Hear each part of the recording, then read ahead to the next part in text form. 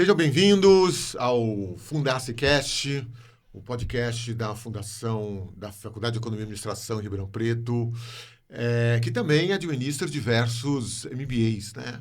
E no nosso caso aqui, nós estamos conversando, vamos conversar hoje aqui com o Paulo Tavares para falar um pouquinho de como o famoso S&OP, né? Que é essa sigla S&OP, se relaciona com o nosso MBA de gestão da produção e operações, com aplicações em IA, até ver depois com você como é que a IA vai entrar nesse aspecto. Mas antes da gente começar a conversar sobre S&OP e algumas outras áreas importantes, eu fico até aqui com o meu LinkedIn aqui para pegar a história do Paulo. A história do Paulo, a experiência do Paulo é um negócio muito legal, né? Então, o Paulo é administrador, já tem MBA na área de logística pela FGV, fez um mestrado na Unicamp, né, na área de engenharia Engenharia de manufatura, né? E já foi experiências do exterior também, né, em algumas universidades. Mas se a gente pensa naquilo que ele trabalhou, né, ou seja, qual é a atividade profissional dele, ele já passou por um monte de multinacionais, né? Acho que talvez como referência principais aqui foi a Natura, foi a Bosch, foi a Trickesen, eu nunca lembro aquela que faz elevador. ThyssenKrupp, tá certo? Então, são algumas organizações nas quais ele passou que são importantes, né? E de um tempos para cá, o Paulo passou a cresceu tanto, né? A experiência dele foi tão grande que ele passou a ser um consultor, né? Ele tem a própria consultoria dele. E nesse entremeios também, o Paulo acaba trabalhando em diversos programas de pós-graduação, né? Assumindo disciplinas, né? Eu vi aqui no Hospital Israelita Albert Einstein, né? Uma série de organizações. E agora também é professor dos MBAs da Fundace USP. Legal. Tudo bem, Paulo? Tudo bem, professor. Primeiramente, muito obrigado pelo convite. Agradeço também a Fundace por ter me dado essa oportunidade de estar aqui com vocês. E é um imenso prazer poder compartilhar um pouquinho da nossa experiência aqui com vocês. Hoje nós vamos falar um pouquinho sobre o S&OP, né? Paulo tem um livro, um dos livros do Paulo, né? Paulo tem vários livros. O S&OP é um ponto muito importante que ele acaba também se destacando dentro do nosso curso de Gestão de Produção e Operações. E ele traz para nós uma metodologia, uma organização, toda uma estrutura de processos que vai permitir com que as empresas se destaquem perante a concorrência em termos de organização, performance, principalmente a flexibilidade dentro da cadeia de suprimentos. Paulo, esse termo, o S&OP, é um termo mais recente, né? Explica para a gente um pouquinho como é que esse crescimento dentro da operação, né, essa questão de que fala Sales and Operation, né, que é o S&OP, mas como é que começa isso? Explica um pouquinho para a gente entender o conceito mais atual hoje, começando pelo histórico dele. Professor, o S&OP não é novo. Ele nasceu lá no início da década de 80 com Oliver White. O S&OP ele foi criado no início de toda essa ideia pensando numa interação entre vendas e operações. Por isso saiu o nome Sales and Operations Planning, né? E isso veio sendo desenvolvido ao longo de vários processos, né, de vários pensadores e de vários profissionais de altíssimo nível, e hoje nós temos um conceito novo que no Brasil está se destacando nos últimos 5 anos, que é o S&OP. Mas ele não para nisso, né? Hoje nós trabalhamos dentro das empresas com uma integração total e ponta a ponta, né? E nós não chegamos ainda na IA. Vou falar dela daqui a pouquinho. Mas quando a gente pensa no desenvolvimento do conceito, né, vocês devem ter percebido que o S&OP ele acaba sendo falado e discutido e meio que está um pouco na moda discutir integração, digitalização e todas essas questões colaborativas, né? Quando a gente pensa no ambiente empresarial brasileiro ou latino-americano, nós temos uma oportunidade de avançar o conceito ideal de S&OP, que a gente chama de S&OP IBP, Integrated Business Planning. E nada mais é do que trabalhar a criação de um processo bem estruturado, é basicamente um framework, que ele atende às necessidades de alinhamento da operação ponta a ponta. Então, nós começamos o nosso processo de S&OP hoje olhando para vendas, por isso ele se chama Sales e Operations Planning, e não o contrário, Operations e Sales, né? Nós olhamos para a venda, nós temos técnicas hoje de planejamento de demanda, de montagem de cenário, de colaboração entre marketing, vendas, estratégias, equipe comercial, para que nós consigamos criar um consenso sobre um número que o mercado está demandando ou está aceitando, e a partir desse número nós rodamos o ciclo de S&OP para alinhar todos os requisitos, todos os recursos e todas as capacidades de transformação na nossa cadeia de suprimentos. Então, é justamente um exercício organizado e colaborativo para que a gente organize toda a cadeia de suprimentos e alinhe toda essa cadeia para o atendimento de vendas. E aí a gente começa a trabalhar uma balança, que é um dos maiores desafios que nós temos da administração moderna nos últimos 40, 50 anos, que é justamente buscar o equilíbrio entre a minha demanda de mercado e a minha capacidade de atendimento dessa demanda. A demanda de mercado, ela é algo normalmente muito superior à minha capacidade de suprimento. Mas, do meu lado, da porta para dentro, eu tenho requisitos para atender, eu tenho regulamentações, eu tenho legislações e, principalmente, eu tenho um mundo de capacidade finita dentro das minhas fábricas, dentro das minhas cadeias, dentro dos meus fornecedores. E aí, qual é o grande benefício disso tudo, professor? E que isso vem se desenvolvendo muito ao longo dos anos aqui no Brasil. É essa criação de mentalidade, de clareza dentro da gestão, para que nós possamos, né, colaborativamente, alinhar todas essas capacidades e atender o mercado da melhor maneira possível. Isso tem muita linha com o Customer Excellence, Customer Experience e outras novidades que vêm vindo do marketing e da centralização da atenção das empresas em cima das necessidades do consumidor. Tá. Paulo, quando a gente fala, você falou a questão de fornecedores, mas é relacionado com as demandas. Só que a gente tem tipos de produtos e serviços que são como se fossem a demanda puxa, né? Uhum. E tem coisas que eu vou empurrando, né? Eu vou produzindo, né? Aquele Sim. conceito clássico de produção puxado. puxada ou empurrada, Sim. né? Mas a gente também vai ter produtos como, por exemplo, vou pegar exemplos bem drásticos assim, né? Quando a gente fala em commodity, mineral, por exemplo, né?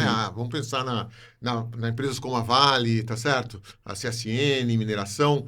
Mas eu também tenho empresas tecnológicas, né? Vamos Sim. pensar em Apple, né? Que são processos...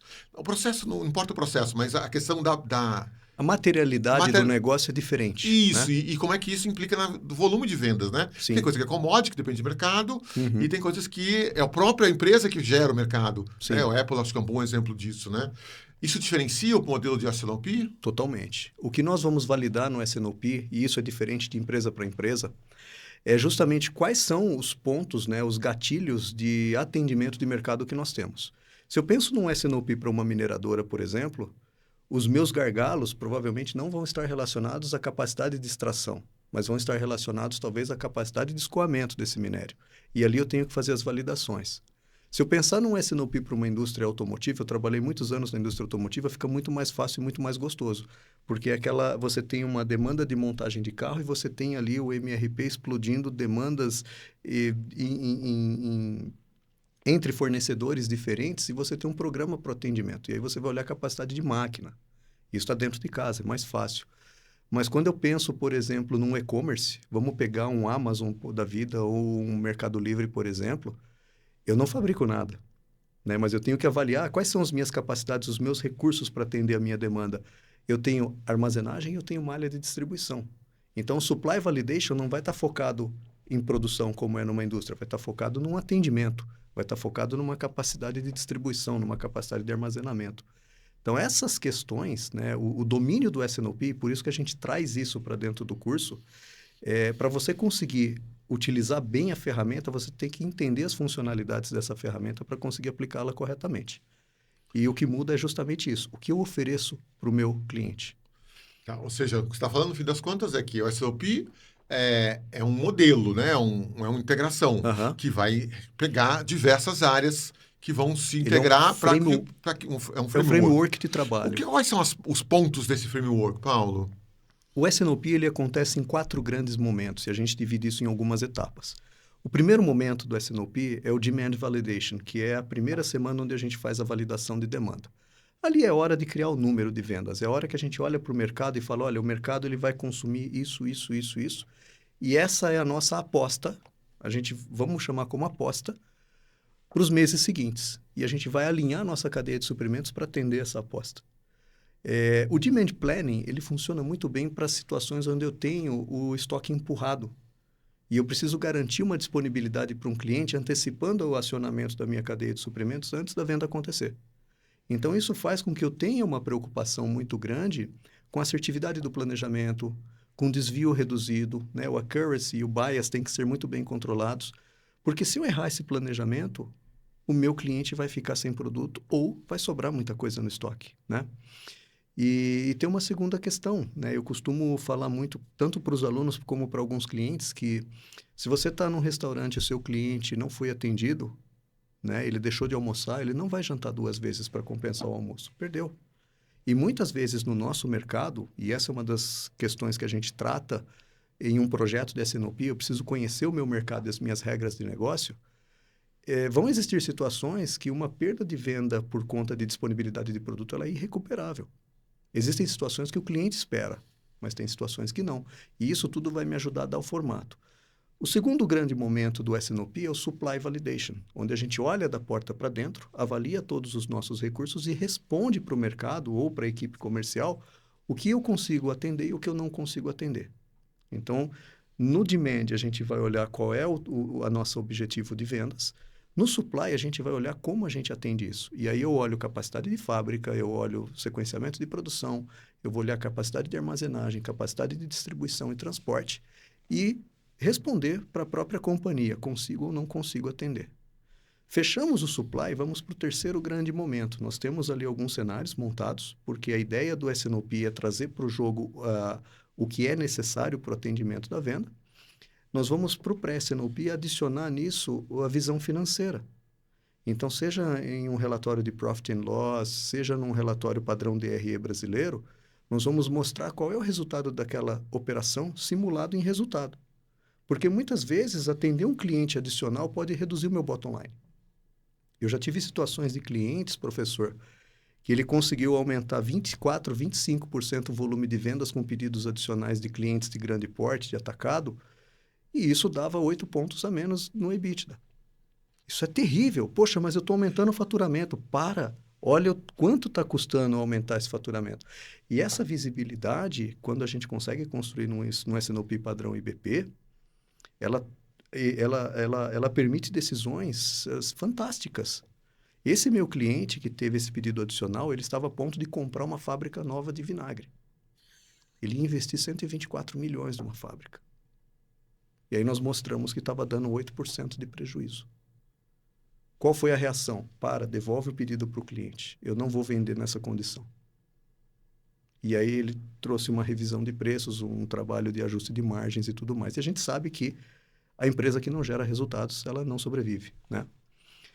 Bom, fizemos o resultado, montamos os cenários, terceiro grande momento, pré-S&OP. É onde nós juntamos toda a liderança, toda a diretoria e nós vamos discutir os planos e tomar as decisões. É o momento que a gente faz as escalações, que eu decido contratar, demitir, investir, comprar máquina, terceirizar e nós temos um resultado para embasar essas decisões.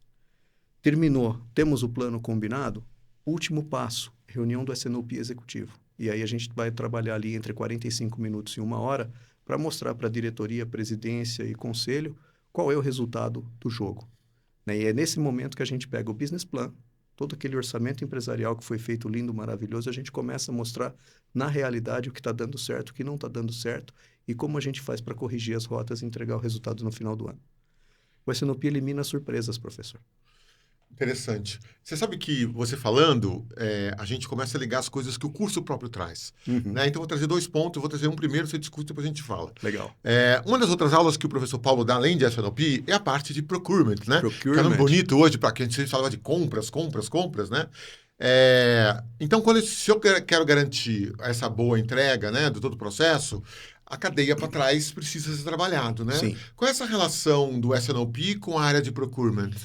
O S&OP ele vai aumentar a capacidade de reação e a potência, vamos chamar assim, da área de procurement. Por quê? A partir do momento que eu tenho um plano, né, e quando eu falo de planejamento de demanda, eu estou olhando um horizonte de 12 meses, 14 meses, 18 meses, tem empresas que olham até 5 anos, eu começo a dar visibilidade da cadeia para trás. Então, quando eu chego para um comprador e falo, olha, o meu plano de abastecimento do ano é isso aqui, ele tem capacidade e possibilidades de negociar contratos estratégicos mais robustos, condições mais favoráveis, trabalhar aquela essência do strategic sourcing que a gente estuda, que é justamente ter os bons contratos, ter as boas relações, criar relacionamento duradouro com os nossos fornecedores e a performance desses contratos vai acontecer no alinhamento das operações. Quando o meu cara de planejamento de materiais, responsável pelo inbound da fábrica, conversa com a pessoa de outbound do meu fornecedor e eles determinam um fluxo contínuo ajustado. Eu elimino excesso de estoque, eu otimizo o transporte, eu otimizo várias coisas que vão favorecer tanto custos não planejados do meu fornecedor, quanto a eficiência da minha própria fábrica e as micro-rupturas por conta de variação de suprimentos e flutuações de demanda. Então, a primeira coisa que nasce num projeto S&OP que vai impactar procurement é o plano de abastecimento. Então, eu consigo transformar aquele plano de vendas num plano de abastecimento. E existem empresas que, inclusive, trabalham indicadores para comparar volumes de spend. Né? Eles fazem o spend analysis dos planos de suprimentos e conseguem avaliar a produtividade, a rentabilidade e outras decisões mais estratégicas.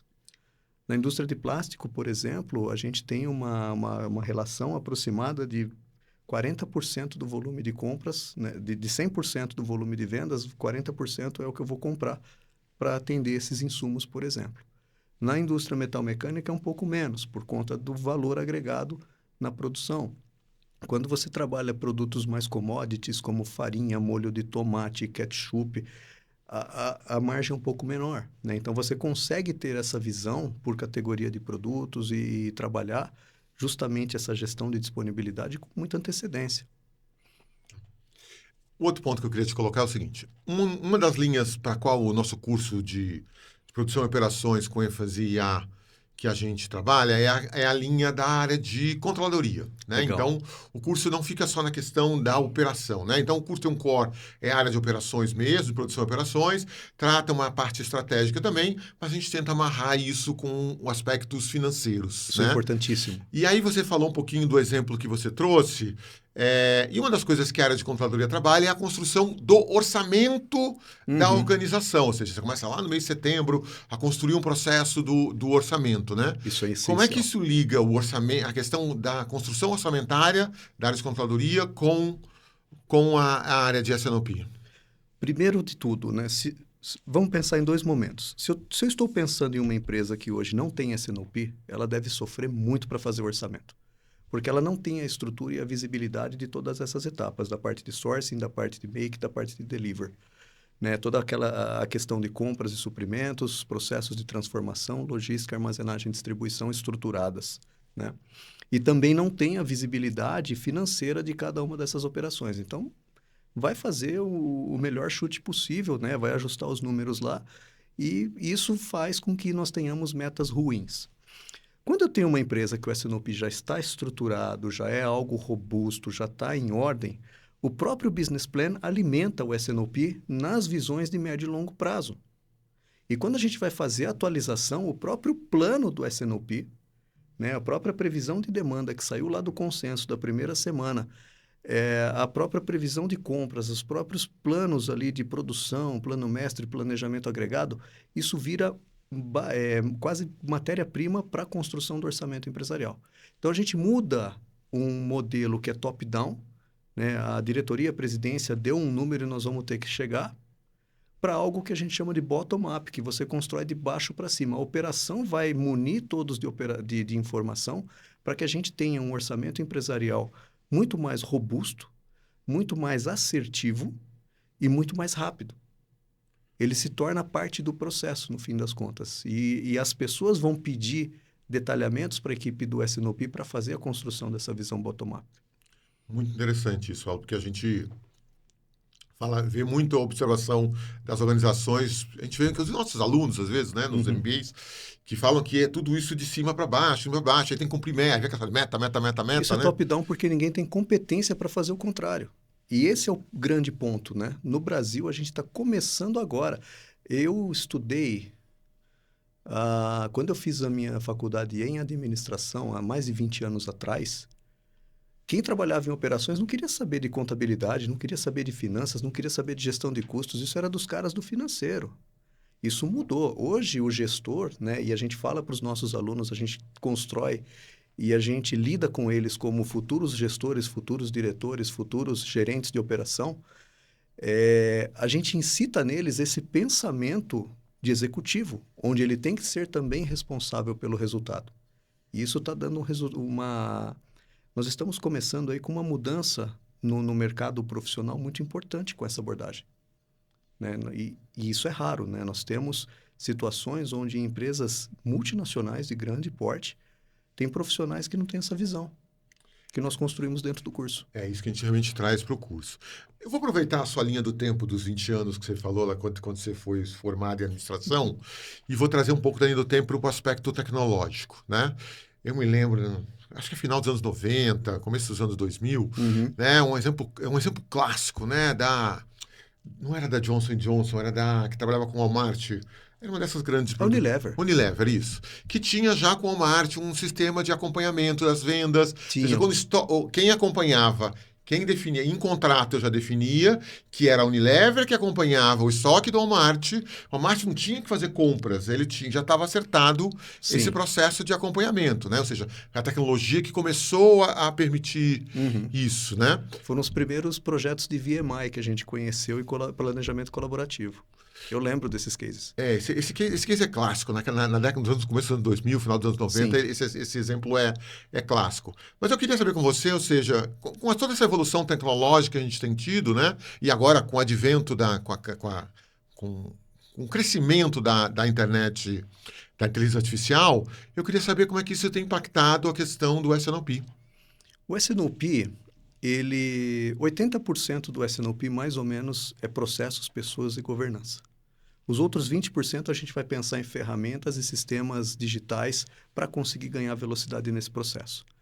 Então, o que a gente tem observado, professor? No mercado, existem algumas empresas que vendem software, né, dizendo que existe IA no software, mas não exatamente isso, porque a IA, quando a gente pensa em modelos, né, aplicados ao S&OP, eu preciso pensar muito bem na utilidade da ferramenta.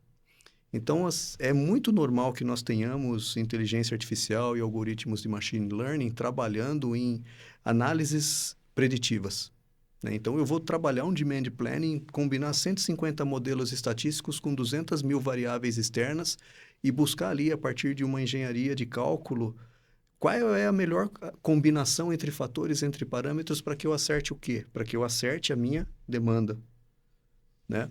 Existe uma melhoria, mas a gente observa também algumas ferramentas que me permitem trabalhar fatores e análises combinatórias para cenários preditivos em outras áreas. Então, por exemplo, análise de distribuição, né? Os projetos que a gente trabalha onde o S&OP tem que fazer uma validação de distribuição, eu preciso de uma IA robusta que calcule rapidamente e te diga, olha, Paulo, você tem uma restrição no atendimento São Paulo-Bahia na 3ª semana de agosto, a partir de uma análise de malha, né? E isso dá para fazer no Excel? Não dá. Então, a inteligência artificial, para que a gente evite, né, enganos e uma má utilização, a primeira pergunta que eu preciso fazer é, qual é a dor que ela me resolve, né? Então, dependendo do tipo de análise de contexto, eu vou precisar de algo voltado para um planejamento de demanda e montagem de cenário.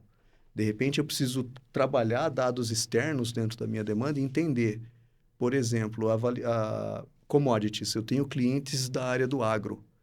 Dependendo da chuva, dependendo do índice de sol, dependendo do rendimento da plantação e da variação do mercado internacional, eu vou ter um comportamento no mercado nacional. E isso tudo compõe o meu número de demanda. O Magazine Luiza jamais usaria isso. O problema deles é outro, né? A Amazon tem um problema ainda diferente. Você vai para a ThyssenKrupp, que eu comentei, Biela e Virabrequim de caminhão.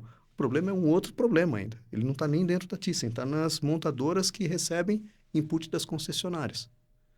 Então, o encaixe da tecnologia no cenário correto, ele é muito importante. E aí me permita fazer um comentário que eu faço na nossa aula de S&OP. O senhor, como um empresário, contrata um consultor para te trazer o melhor carro do mundo. E esse é o desafio, me traga o melhor carro do mundo. Eu vou olhar seu perfil, eu vou analisar os seus amigos, a sua vida social, a sua imagem e tal. Falar, olha, professor, é o seguinte, o senhor vai usar esse aqui, ó, um Porsche 911, carreira, top turbo, papapá. Legal. 5 milhões de reais o carro. Você foi lá, investiu 5 milhões, está andando bonitão aqui na Dideriksen, tudo legal. Só que aí passa uma semana, você me liga e fala, escuta, você me vendeu um carro que não funciona. Poxa, professor, o que aconteceu? Não, eu tô aqui enroscado, vem me buscar, eu tô em tal lugar. Aí eu chego, qual que era a aplicação do carro? Qual era a atividade que seria realizada? Poxa, eu ia pegar uma cachoeira com os meninos no fim de semana. E eu tô com a família aqui enroscado numa estrada de terra. Aí existem consultorias de mercado, professor, que vão te cobrar mais 5 milhões de reais para transformar o seu Porsche esportivo num carro off-road. E aí você tem um elefante branco na mão. Aquela dor do investimento mal feito acaba piorando ainda mais a situação. Se eu tivesse tido uma analisado a situação, analisado o cenário, feito uma avaliação de requisitos, entendido qual é o seu modelo de negócio antes de te dar o Porsche, provavelmente eu não teria te dado o Porsche. Talvez eu te desse uma S10, uma Hilux, talvez uma outra caminhonete, que custaria 10 vezes menos a solução. Isso acontece muito, né? Essa questão da... Existe no mercado, entre os executivos, né? Não vou falar que é uma pressão, mas eu observo muito que existe um certo modismo, né? De querer colocar digital. E assim, o digital não serve para todo mundo. A IA não resolve qualquer problema. Eu preciso ter realmente domínio do que eu estou fazendo, né? E por isso a gente trabalha a IA dentro do curso de uma maneira técnica para que o aluno, sabendo as funcionalidades, sabendo a regra do negócio, sabendo combinar isso dentro de uma análise situacional, possa aplicar a ferramenta certa no problema certo. E aí ele tem um bom resultado. Paulo, durante a sua fala agora, você falou muito de pessoas, né? Seja Sim. o chefe, seja quem está lá no chão de fábrica, né? E a gente tem organização, tem também aquela coisa, tem histórias também, né? Que Uhum. tinha diretores que queriam implantar tudo que era de qualidade, e aí a fábrica ficava uma zona, uma confusão, né? Ainda existe isso. Mas vem de cima às vezes, né? E É. acha que o que você falou, é porque é legal, agora é o hype, eu vou Tivemos trazer. isso recentemente com o blockchain. Eu tive cliente que perdeu dinheiro tentando implantar blockchain num processo que não tinha nada a ver, Mas né? o que eu quero entender de você, Paulo, quando há um processo de implantação no SLP, Uhum. como é que a gente trata as pessoas para entenderem que os processos vão mudar, que as análises vão mudar, que as prioridades mudam? Como é esse processo de mudar, tanto quem está em cima, no meio ou embaixo da estrutura hierárquica, né? Uhum. O que muda isso a partir da implantação da primeira tentativa e depois da manutenção do SNOP? Bom, o SNOP ele não é um processo fácil, professor. Uma implantação bem feita de SNOP pode durar até 2 anos, tá? A questão principal do SNOP é a gestão da mudança. Então, quando nós começamos qualquer projeto, a primeira coisa, eu preciso ter muito claro na hierarquia da empresa quem está jogando a favor, quem está jogando contra. E o apoio da cadeira número 1 é essencial.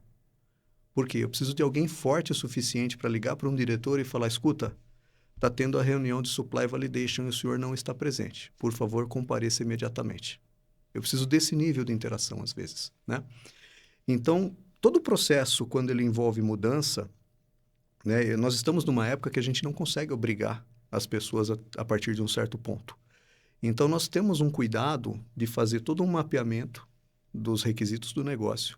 Nós entrevistamos todas as pessoas envolvidas, isso pode passar de 50, 60, 70 entrevistas, dependendo do tamanho da empresa. Nós levantamos os pontos e as dores em comum e nós começamos a trabalhar o processo de transformação mostrando para essas pessoas o quanto a gente vai resolver dessas dores. Mas para isso eu preciso da colaboração. O remédio é amargo, mas ele só faz efeito se você tomar. Ele vai ser amargo agora, depois você não vai precisar dele mais. Nós temos casos de clientes, professor, que a gente reduziu em torno... O último deles foi um cliente lá de Recife. Nós reduzimos 54% dos tempos de reunião que eles tinham durante o mês.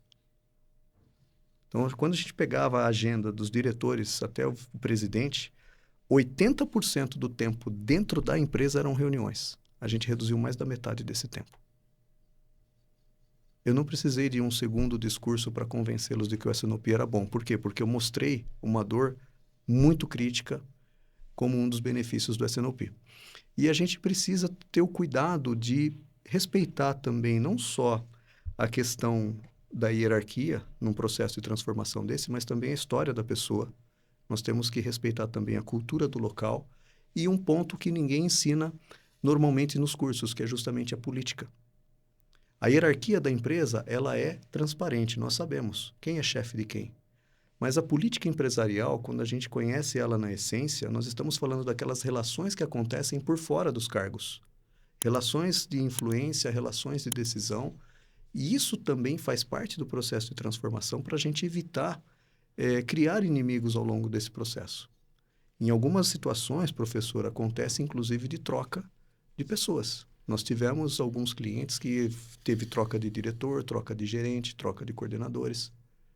Teve um no Nordeste que eles trocaram durante 1 ano de projeto 3 diretores de supply chain, 2 diretores comerciais e 4 coordenadores. Porque nós fizemos o quê? Nós colocamos transparência nos processos, nós colocamos formato de colaboração e os caras não estavam performando. A empresa começou a enxergar que essas pessoas jogavam contra. E isso, naturalmente, acaba tendo consequências, né? É um processo bem complexo, tem né? que ser muito bem cuidado. Então, a gente falou aqui, Paulo, de recursos, de processos, de tecnologia, de pessoas, né? E aí eu queria aqui para a gente dar um fechamento, né? Que você me dissesse, como se fosse a gente fazer um corte, Paulo.